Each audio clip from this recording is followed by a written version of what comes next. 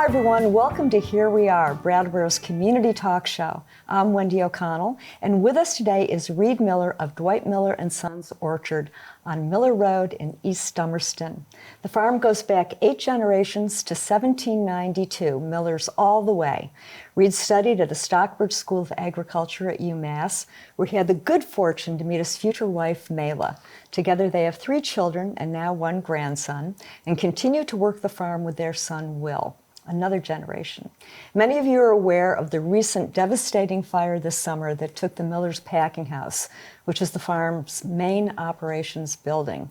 Their loss has brought them tremendous community support. Welcome, Reed. Wendy, it's good to see you. It's good to see you too. Full disclosure is that my husband and I lived on Miller Road for 17 years, next door to Reed and Mela, and next to Dwight's sister. Now, next door on Miller Road is an acre or 2, at least, right? Yeah.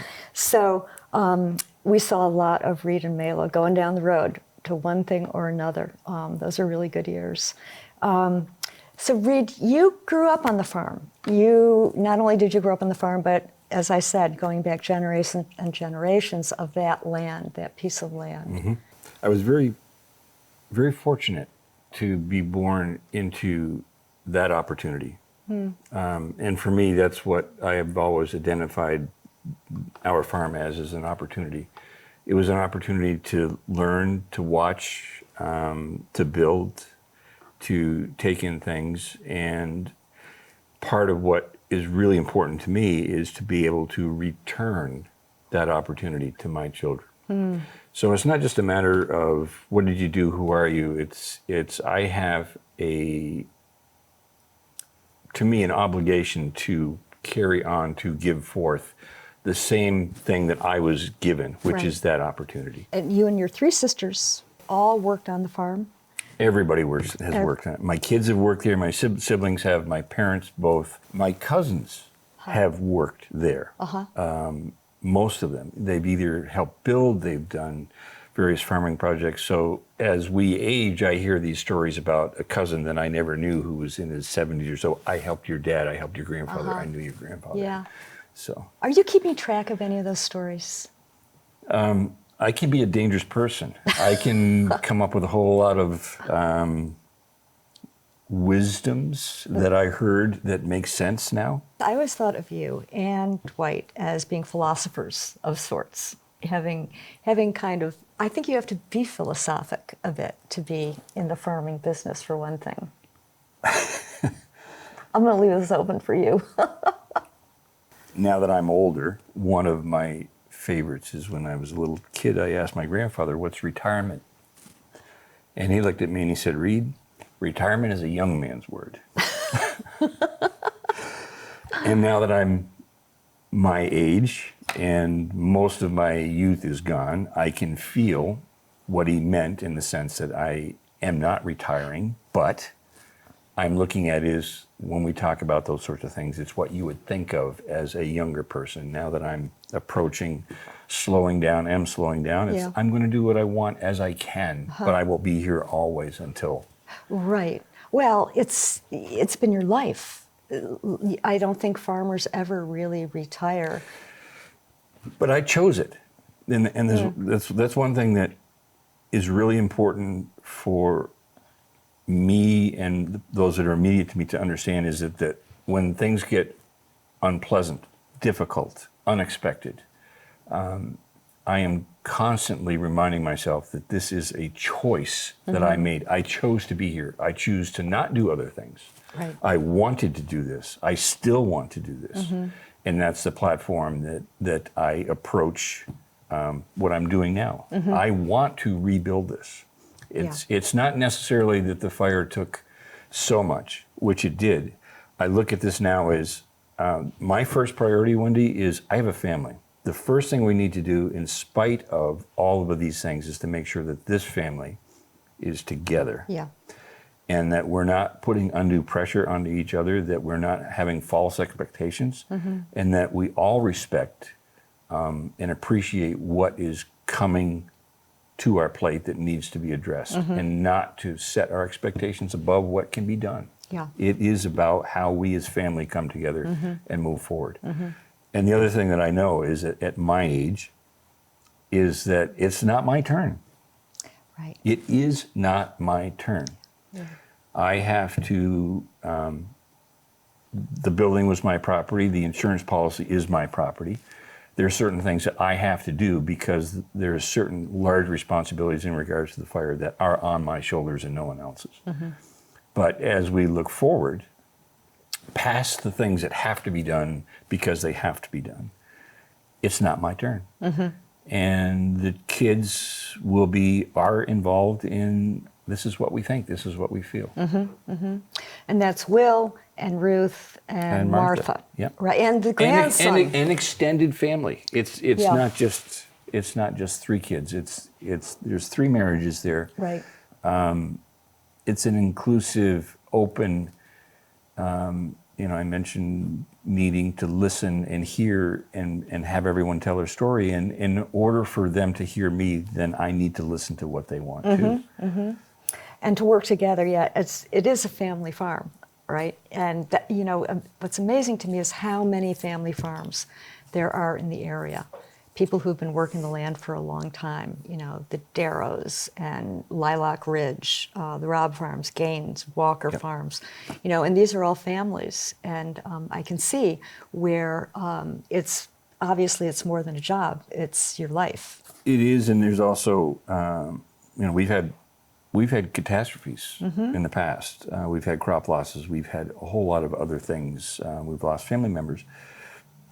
But when you have gone through a catastrophe, whether it's financial, whether it's emotional, and you have been able to come through again, to build, knowing that pain can be moved through and around, it's easier to go through problems like what we have now because we have done this. I was in my 20s before I realized that, before we had a point where we needed to get through a problem. Yeah. And we did. Mm-hmm. And that was a teaching moment for me. And I'm not going to suggest that catastrophes are any way removed or softened. But when you feel in your heart that this is another problem that we can address, and you approach it that way, right? It's easier to do. You feel like there is another side. It might be different, but there is another side. Right. I was thinking about that kind of thing in terms of just simply the weather, right? Just every day waking up and, getting the weather report, which probably used to be the radio, right? And now, how do you get your weather now? My family are weather junkies. And the weather is it's new, and because of our climate change, et cetera. I grew up in a family that had been doing things outside of the box weather-wise forever. We were peaches and strawberries back before Civil War. And so when I listened to my father, we were watching the weather as it related wintertime to peaches, which would be a good example. To clearly understand how important it was in what we did and how we thought, the nicest gift that I ever gave to my father was when I was in high school, I gave him a recording thermometer. And it was his religion. Did you change the paper? I'm going on vacation. Could you look after the thermometer? And something as simple as what was the high and low of February 25th doesn't mean much to most, but we can pull those out. Not only do we have diaries from generations, wow, but that just gives you an example of how we looked at our farming practices. It wasn't just, okay, we're growing strawberries and apples, it's going to frost tonight. Yeah. It was we lived and died by small minutia with Mother Nature. And it always interested us. And we tried to find ways to push back on some of the risk. Have you noticed a big change over the years just in your lifetime looking at weather? So that's probably not, there's a 45 minutes right there. Okay. Because I've worked with maple and we've done climate change sugaring, which is involved actually making syrup from the same tap hole 2 years in a row. We've done, I have actually picked strawberries, made syrup on Thanksgiving. Wow. I have picked strawberries and made syrup on Christmas. And so we have done, I have interests and I've explored those interests. And so, yes, a a lot of the work that I did in the early 2000s is actually no longer relevant because the weather has changed so much in the last 10, 15 years. Really? Yeah. Wow. But that's a whole. It's a whole nother. other story. You know, one short little story that I would interject at this point, which I think is relevant, is we used to live across from the peach orchard, and one night, and I think maybe we knew you guys were going to do this. There was a frost coming. The peach blossoms were blooming, and we looked out. And it was like looking at a Civil War camp with all of these boxes of fires. Yeah. And I ran into Dwight the next day and I said, hey, we saw it. He said, yeah, we have these, you know, all of our wood goes into these boxes and, you know, it helps keep the blossoms from freezing. He said, in the old days, we used tires. The old days, that was in the 60s before things changed in the 70s. Yeah. Right. Yeah, things are a little different now. They are a little different now. Did you ever think at all, Reed, of doing something different when you were younger? Or now? That's not really quite a fair question because in the sense of fairness, I do things differently all the time. I have an interest in biology and science. I get to explore that all the time. Yeah. One of the things that I am keenly aware of in my later years is relationships. And I enjoy them, and I make it a point to continue to build and improve. Probably Mela helped in the sense that she told me years ago, you know, Reed, everybody has a story. And if you want yours heard, maybe you should be listening to theirs too. So whether it's science, whether it's everyday life, or whether it's finances, it's always there. And there's always an opportunity. And I think in some ways my family might get upset with me a little bit because I do what I want. And I hear about it. Another 20 minutes we could talk about it. Well, also, you know, I think that your family has been public in a lot of ways. Not only things from like Gladys and the Apple Pie Festival, right. And all of the preserves and things that she put up, and then Mela, of course, doing that as well. Also, Dwight acted a bit in some local productions. That's right. Right. The Equivalent Lands. The Equivalent Lands, was written by Joe Greeno. That's right, which was right down the road. That's right.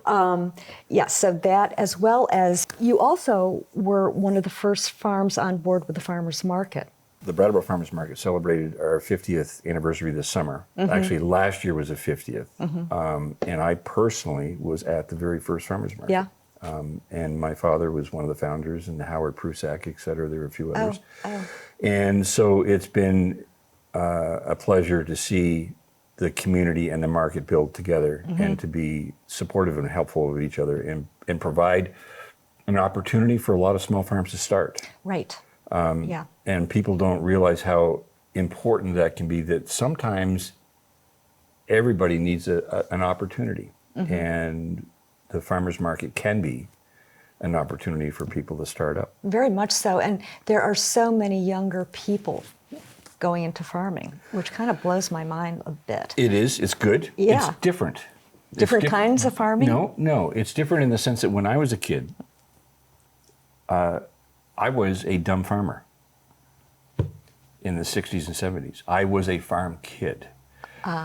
And farmers at that time had the stigma of you're a dumb farmer. And then in the 70s, as 70s gave off to the 80s, it was you're cool. Right. And so the generation that is coming up now in their youth have the opportunity to be cool. And my peers were not. But we're doing the same things. And so I think it's great that our society has changed and is inviting the next generation to try and to be involved in providing their good food. Yeah, because right down the road you've got Bunker Farm kids. They're not kids, but to us they're kids. Yep. And Full Plate is nearby, Rebop Farm, which is doing an interesting amalgamation of different things, including meat and raw milk and that kind of thing. So I found it, just from the outside, very heartening. Younger people really stepping up and being involved with the community. Yep. Yeah. Yes. Yeah. Yeah. And those farms, I know them all, and they're all welcomed. They're all welcomed, and it's nice to see youthful energy. Yeah. And every so often I see that they go through some of the same things that I have gone through. And their lens is different too, just historically when you talk about how farmers were looked at when you were growing up. And of course, they've grown up with climate change from the get-go. So that's something that's built into how they farm. When I went to school, actually I studied business too, not just... Did you? Yes, I did business and law as well. And when we did formulas for mapping out finances, agricultural finances, there were some pretty simple formulas, pretty simple adding and subtracting of math. But in the formulas that we looked at, nobody ever put in risk. Oh. It is a number that exists in reality. It's never taught to you by a banker. It's not taught in school, to my knowledge. And depending on what you do, there is a bigger number depending on how that works. And I would encourage any young farmer or someone starting out to be aware that that simple math that you did on the napkin to get a loan or to go through this, you can take a number or two and you can add the risk factor in there, which you probably are not even aware of, and make sure that you are accompanying that number. And that might be an emotional number as well. Do I have the finances to pay for the risk? Can I emotionally support myself and my family through that risk? Yeah. And those are things that are not taught. Yeah. And gosh, a farmer's life is filled with risk. One thing after another. You've seen fire, you've seen rain, you've seen early melts, you've seen maple syrup that isn't running, you've seen the equipment. The whole equipment piece of it now is different than you were a kid too, right? Right. Yeah. And it does not come when you might be ready for it or when you're expecting. And you might have 3 or 4 in a row and you're saying to myself, this is not fair. And one of the first lessons that I learned when I was 12, 13 years old is that life is not fair. So if you can find a way to set that aside and move through the equation that is your life, because as we mature, when we're kids, we're worried about, do I have a girlfriend? What's my school like? Do I have a job? Yeah. What's my work going to be like? What are my kids? Yeah. Now that I'm retirement age, I think about the aging process. But every one of those aspects is an equation that needs to be understood and worked through to make myself and my family happy. And so the reason I keep coming back to all these little things, which are part of life, this fire that we're talking about is part of life. Right. And one of the touches that I would like to have with this fire is that at the day of the fire, at the time when the fire was still fully involved, and my family was there, we were getting offers of support. And Martha or Will would come to me and say, Dad, how do you feel about this? And I would say, I can't deal with it. You take care of it. I'm comfortable with you following through on how you want to approach that, which they did, and I trusted what they did. And in response, very clearly, it was that the community reached out and said, we support you. Yeah. Now, one of the things that I did while we were still hot is thank the fire service. I used to be an EMT fire guy, and there's always a point in someone's life when there will be a need. And you may not have gotten there yet.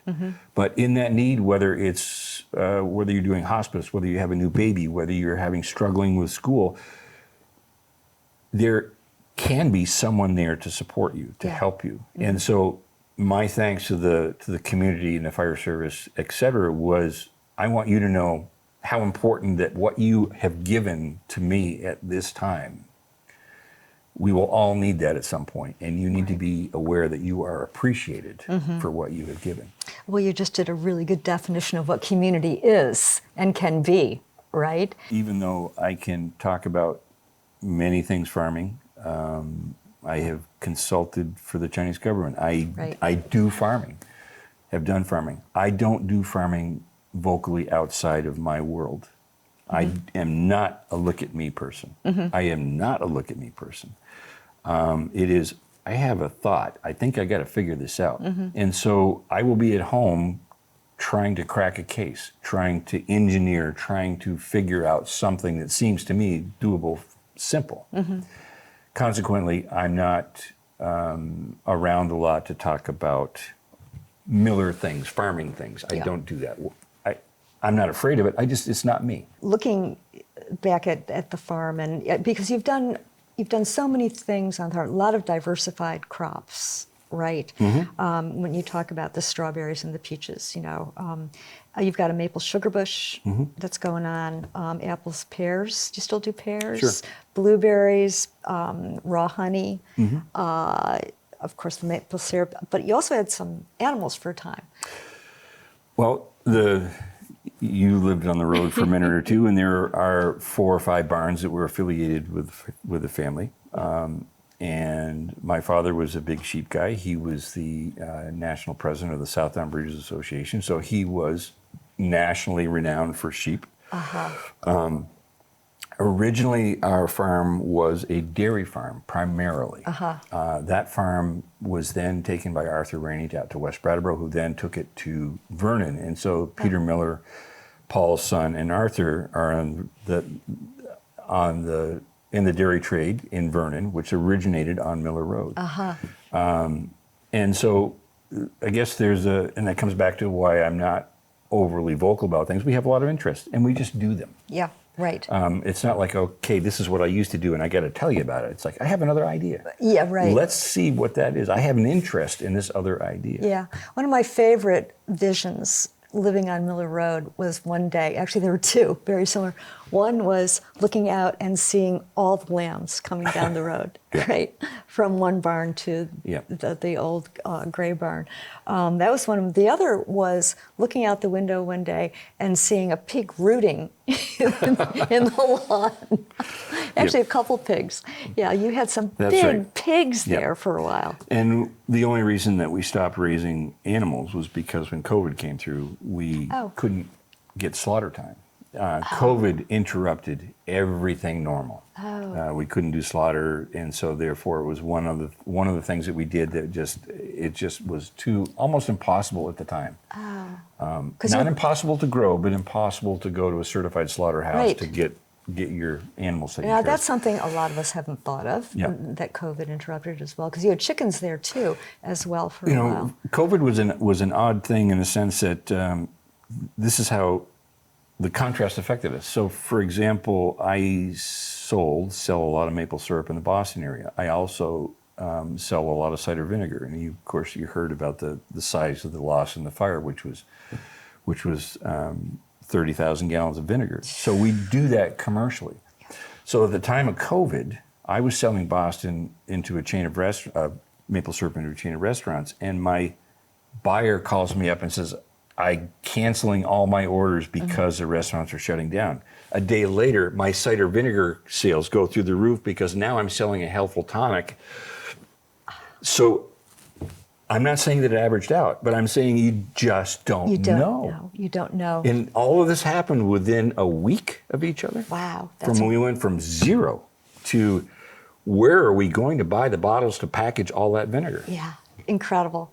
It's like the weather, right? It's changing all the time. You got to be ready. You have to have raincoats and umbrellas and whatever else you have on hand. That's interesting, though. I didn't even think of COVID in terms of how it would have affected you guys. Yeah. And it's a family thing. I enjoy animals. I consider myself a livestock person as much as anything, but my kids aren't. Well, actually, they are, but they're, when I like to do veg as well. When my son came home from school, I tried to get him involved in that, and he was doing all of the apples primarily, and I said, let's plant more of something, and he said, Dad, I'm not interested. I don't like it. And he didn't say I don't like it, he said it doesn't interest me. And at that time, finances were well enough around fruit, so we just stopped. Not entirely, but I stopped doing acres and acres and acres and processing and going to the big guys. It's listening to what someone likes to do, and if the chances are, if you like it, you're going to be good at it. One of the things that Will really likes is bees. My grandfather had bees, my dad had bees, I had bees, and Will's a beekeeper. And of all the things that we've ever done, bees are the one things that we've never made money on. I can go down through the list and say, oh, yes, at one point that was great, Yeah, and this is yeah. great. Oh, but we had a bad crop. Yeah. I cannot come up. If I had a break-even year on bees and honey, that was a good thing. Yeah, yeah. But they're out there pollinating, They're, right? I mean, they're doing it, and Will, to his credit, has been asking to get a license for the farm to get a license to make mead. He's made some. It's a great interest of his, and so we're not pushing that back. Right, But right. with a new baby, a new son, there's Yes. more to do. Yeah. And so at some point, I can see what he wants to do is becoming part of. Yeah, yeah, yeah. Well, it's interesting because everybody does have their own interests, Sure. and being able to accommodate that is really a wonderful thing to be able to do. It is. I have the utmost respect for my second cousins down the Vernon farm, where they're marketing and milk, et cetera. But my family has been marketing and selling for generations. I used to peddle with my father and my grandfather. We grew up growing and selling. Of all the things that are going on with the weather, et cetera, one of the things you don't want to do is have the crop noose around your neck and either have no margin, and we can go, there's a whole nother thing. Right, We can right. have no margin, but make sure you can sell it, and make sure you can sell it for a profit. Yeah, yeah. And as the kids were growing up, there's certain things that Martha was tired of me. She said, don't say that again, Dad. One was opportunity cost. And the other that I used to tell Will is, I don't care whether your neighbor has green equipment or blue equipment. I don't care. If you're going to do it, you start with margin. Because I can't work harder than my neighbor. I'm not smarter than my neighbor. It's like I need to know where I have that margin to offset that risk factor. Yeah. Pragmatic, right? You got to be pragmatic. I guess so. And nimble enough to, be able to weather the risks as well. And again, it sort of goes back to family, it goes back to community. And I know that the fire. Yeah. At the time of the fire, we had just come back from farmers market, and we were successful in that particular day because we had no perishables to put back in the cooler, so we didn't go to the building. And we got a call from one of the neighbors saying, your building's on fire. And I dropped it. I actually said to whoever called, I said, call it in, drop the phone, and Mail and I were up the road. And so I was up there half dressed all day and all evening, the rest of the day and evening. But what I mentioned to my family was that this fire does not define us. Right. Yeah. Does not define us. It's tragic. It's there. It's happening now. But it does not define us. Right. And at the same time, you've got the family that defines you, and the family that's there for support, and that's the main thing. Yeah. Yeah. The community really stepped up. They did. As well. They did. Yeah. Not going too far down the fire thing, it was a $2 million fire between insurance, which there is some, but not enough, not nearly enough.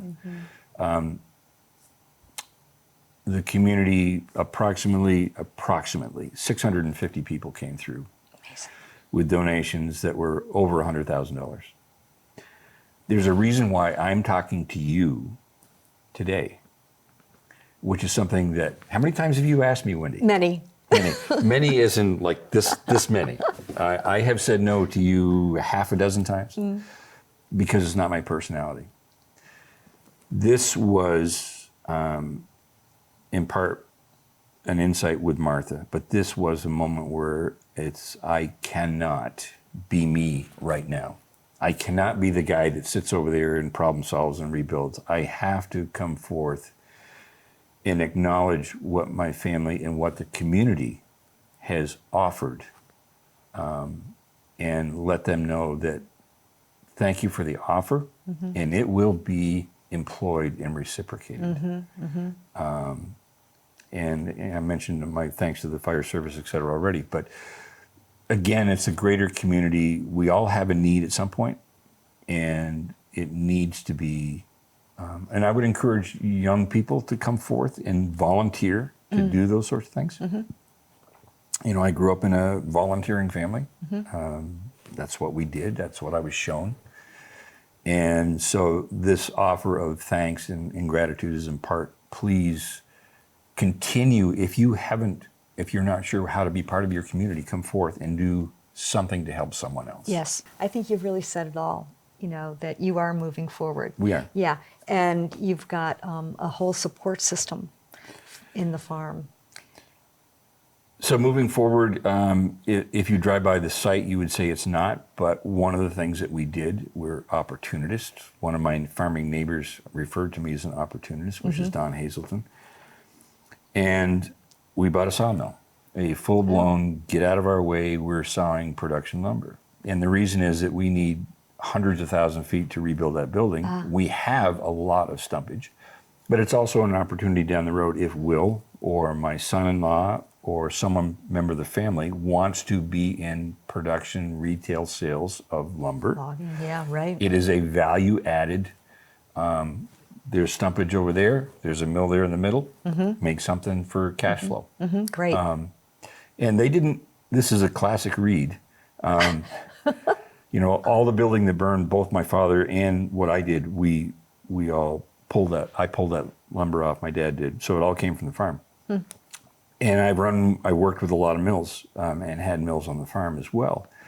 And I bought this mill not thinking it's not for me. I'm older. I don't need to have a sawmill. I don't need to, it's not me.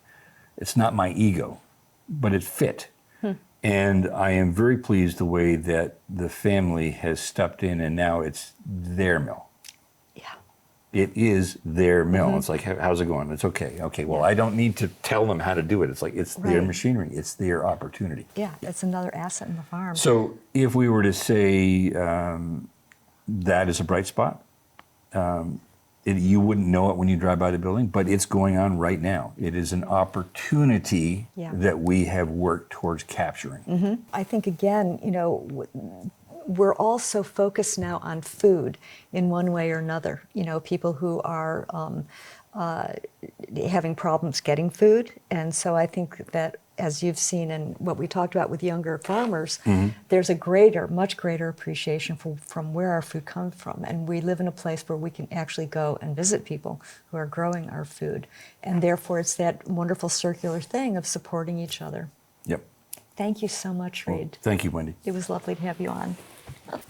Thanks to all of you for joining us today with Reed Miller of Dwight Miller and Sons Orchards in Dummerston, and telling us all about a little bit of everything that's going on there right now. So stay tuned. We'll have another show soon, and it was great to have you with us.